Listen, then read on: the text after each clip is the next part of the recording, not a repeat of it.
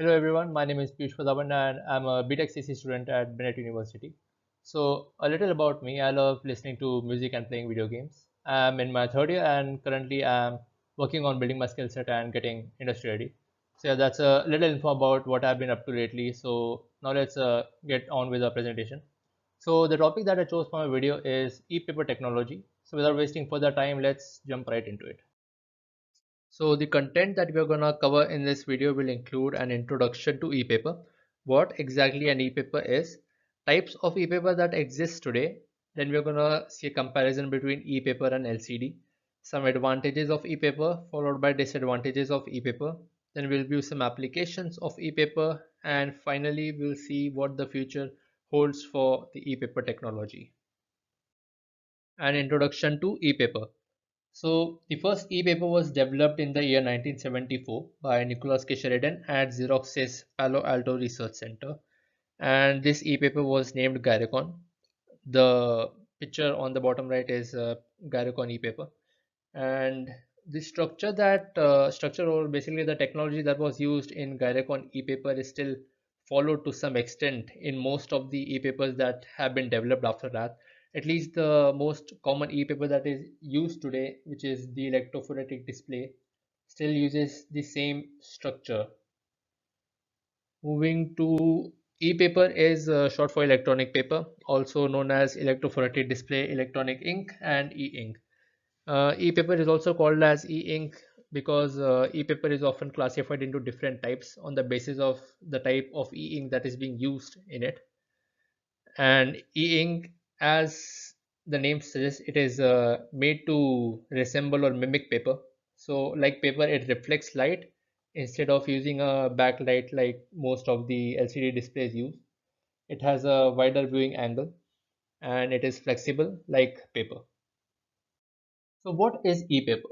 E-paper is basically a display technology used for displaying text and images, and at least up to this day, e-paper has only been effectively used for displaying text and images. The technology is still not capable of playing videos. I mean, don't get me wrong, there do exist e-phones out there on which you can access YouTube and play videos, but you'll only see a slideshow of images. So the thing is that the way e-paper works is that whenever there is a change on the display, even a minute change, the entire screen refreshes. So let's say that you have opened a web page on your e-phone and you scroll down even a little, the entire page will refresh. So you can imagine the case when you will play video.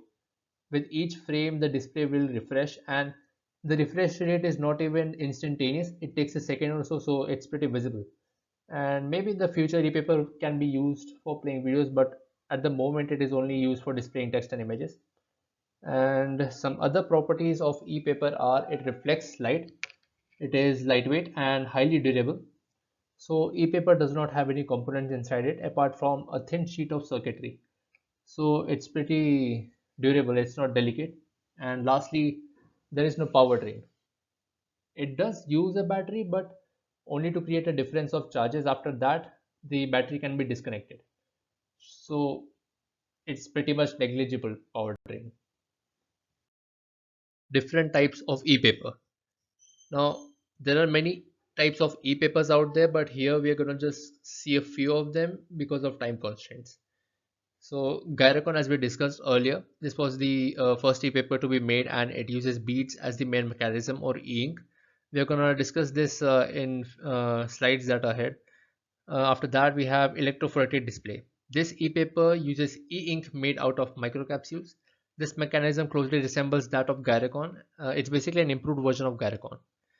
Then we have the electrowetic, which is based on controlling the shape of the confined water oil interface by an applied voltage. After that, we have electrofluidic display, which is an improved version of the former, providing better contrast. And lastly, we have the interferometric modulator, which can generate various colors via interference of reflected light. So these were some of the different types of e-papers that are out there. In this video, we're just going to focus on Garacon and electrophoretic display. This was just to show you the variety of e-papers that exist. So let's see the structure of an e-paper. For this, we'll take Gyrocon as an example as it was the first e-paper that was ever developed, and many of the future e-papers follow the same model as Gyrocon. So it consists of a thin sheet of flexible plastic with tiny plastic beads, each encapsulated in oil and able to rotate freely in the middle. So for better visualization, you can imagine two thin sheets of plastic with spears or beads in the middle. Both spears will have different colors, black or white, and similarly they will also have different charges. So an electric field is applied on one of the sheets which contains the circuit, and this causes the beads to rotate accordingly as per the charge that is present on them and create a display pattern. Now note that it's not like the entire sheet is given the same charge. The circuit is made in such a way that it is possible to generate different charges in different parts of the sheet so as to form a pattern on the display like a number on an alphabet. Limitations of Garacon. So one of the major problems Garacon had was the lack of color. As Garacon used the model of having beads as e-ink, it meant that at a time only half of a bead will be visible and that would be either black or white in color. And another problem was the low resolution and brightness. This again is due to the model of beads that was used, as half of the surface of a bead would be visible at a time. It would mean that it is not possible to have that half contain both black and white color in a 50-50 ratio for a better precision at the edges, resulting in a low resolution image. Both of these problems were solved by another model which was called the electrophorestic display. So this is basically an improved version of the Gyrocon model, and like the Gyrocon model, it consists of two parts, the front plane and the back plane. So the outer display and the e-ink in the middle are taken as one, known as the front plane, and the back plane consists of the electronic circuits. Now let's discuss the e-ink. This is where electrophorestic display is different from Gyrocon model, as instead of beads, this model uses spheres containing white and black particles. So electrophorestic front plane consists of millions of microcapsules, each approximately 100 microns in diameter. Each microcapsule is filled with a clear fluid containing positively charged white particles and negatively charged black particles. This is the backplane of the electrophorestic display. It basically contains the circuitry that is responsible for distributing the charge on the backplate of the paper. This is responsible for creating patterns on the display. So let's see how it works. So the working of e-ink. So basically this form of e-paper is created by sandwiching millions of tiny spheres in plastic wells between two sheets of flexible plastic. So each well contains both white and black particles suspended within a clear fluid. So basically there's a thin sheet of plastic. The plastic has burrows in it. Each burrow contains one sphere, and within that sphere there are both black and white particles. The key to this technology is that the white and black particles have opposite charges. So when an electric voltage is applied to individual wells through the circuitry embedded underneath, the black and white particles can be separated to opposite sides. So in this way, the face-up side of each well can be said to appear as either black or white as seen through the top layer of clear plastic.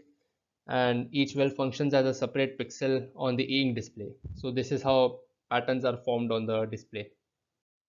And as you can see from the image, if you look at the third sphere, in case of Gyrocon we were not able to get a clear resolution, but in electrophoretic display, as we have individual particles within a sphere, it is possible to separate those and form a 50-50 ratio of black and white color, so we can get clear edges in this way, so a better resolution.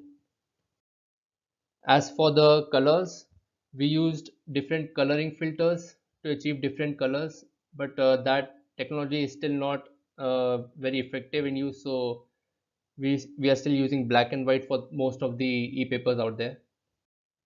Now, one disadvantage of this technology is that it takes time for the particles to move from one side of the sphere to the other, so it creates a time lag. Remember that I said before that there's a constant refresh whenever there's a change in display. So let's say you have a web page open, as I told earlier. If you scroll down a little, the entire screen refreshes. So that slow refresh rate is because the particles are taking time to move from one side of the sphere to the other. So drawing a text or image is too slow and it creates a flicker in the process. Alright, so next we have a comparison between the electronic ink display and the LCD, which is liquid crystal display.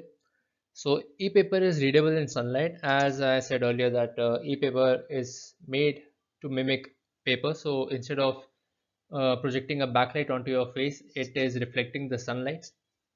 So if you have seen, if you carry your phones outside and you try to read it, it's harder to read it in sunlight. It's pretty much impossible to read at times. You can't really see anything. The things include no power drain in e-paper. It takes power, but only to create a charge difference, then the battery can be removed. But in liquid crystal display, it requires constant power to function. Then we have e-paper uses plastic or glass surfaces. For glass, you can take Amazon Kindle as an example, which was the very first widely used e-paper application in the world.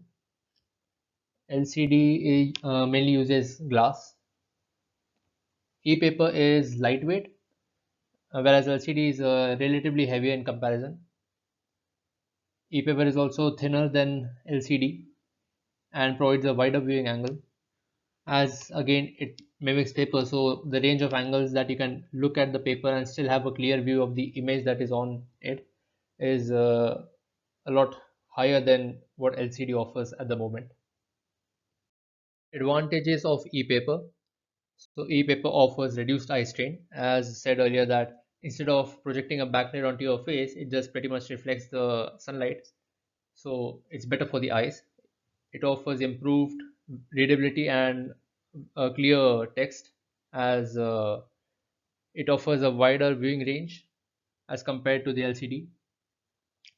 Ultra low power consumption as it only uses battery to create charge. After that, there's no use for the battery. It is inexpensive, lightweight, and flexible like paper. Unless we are using a glass material for the e-paper, so in that case, it will have more weight than your regular e-paper and will cost a bit more. It uses smaller batteries. Even for e-papers having larger scale, smaller batteries are more than enough for it to function. Disadvantages of e-paper. So e-paper is not yet suitable for playing videos. As told earlier, it uses microcapsules. So within it, the particles take time to move from one side of the sphere to the other, which causes a time lag, which is the cause of low refresh rate in e-papers. Because of that, whenever the screen is refreshed, it takes time for the new image to appear. So when playing a video, what you get is a slideshow of images, as with each frame, the entire display is being refreshed. And then there's the audio lag also. So the technology is not yet developed enough for us to play a video properly on it, but hopefully in the future we make some progress on it. And it is affected by high temperature and humidity. And sometimes a phenomenon called ghosting occurs, in which the after image of the previously displayed image still exists in the background and the new image is displayed or overlapped on top of it. This, although it occurs very rarely, this is a problem that exists still to this day, and the only solution for this is to refresh the entire display. So these were some of the disadvantages of e-paper. Now we'll look at some of the applications of e-paper. So e-paper has found its use in smart card displays, wherein a strip of e-paper has been integrated with the debit card, which is then able to show the details like the money that is there in your account. Then we have many shops that have started using e-displays to label their products. Another application is e-newspapers, which have been in distribution in few parts of the world for quite some time now. We also have train stations that have been using e-displays for displaying the train schedules. And we also have e-books, which are perhaps the most widely used applications of e-paper, the most famous one being the Amazon Kindle. There are also many mobile phones that have been developed with full e-displays. Note that there are also hybrid phones which have a normal display as well as a e-display at the back. So these were some of the applications of e-paper. And lastly, we have the future of e-paper. So electronic paper, which has been in development for over 35 years and is now closer than ever to revolutionizing the way we read, write, and study, a transformation that has been compared by many to the creation of the printing press in the 15th century. There are advancements continuously being made to achieve eye perfect colors with e-paper. There are more e-papers now which are more flexible, require ultra low power consumption and cheap to manufacture, and most importantly are easier and more convenient to read. I think considering all this, it's safe to say that e-papers of the future are just around the corner, and they have the promise of holding libraries on a chip and replacing most of the printed newspapers by the end of the decade. So to conclude, I would say that we will definitely be seeing more of e-papers in the future. So guys, that's it from my side. Hope you all enjoyed.